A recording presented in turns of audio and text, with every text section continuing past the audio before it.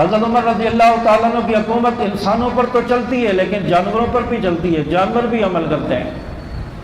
بھیڑیا بکری کو نہیں اٹھاتا۔ ایک مرتبہ کافی عرصہ گزر گیا، چرواہا بکریاں چرا رہا ہے، اتنے میں اچانک ایک بھیڑیا آیا، اس نے آ کر ایک بکری کو اٹھایا اور بھاگ گیا، بکری کا شکار کر لیا۔ تو چرواہا کہنے لگا مجھے لگتا ہے کہ عمر بن خطاب کا انتقال ہو گیا ہے، عمر بن خطاب آج دنیا میں نہیں رہے، حکمران دنیا میں نہیں رہا۔ اس نے تاریخ کو نوٹ کیا، دن نوٹ کیا، کہا کہ جب میں شہر میں جاؤں گا پتہ کروں گا کہ وقت کا خلیفہ عمر بن خطاب کس دن شہید ہوا ہے۔ چنانچہ وہ جب بعد میں شہر میں آیا، آ کر پتہ کیا کہ واقعی اسی دن حضرت عمر رضی اللہ تعالیٰ عنہ کی شہادت ہوئی، اور اس بھیڑیے نے یہ سمجھ لیا کہ جو عدل و انصاف کرنے والا بادشاہ تھا، عدل و انصاف کرنے والا حکمران تھا، وہ آج دنیا میں نہیں رہا، اب مجھ سے کون پوچھے گا۔ چنانچہ اس نے بکری کا شکار کر لیا۔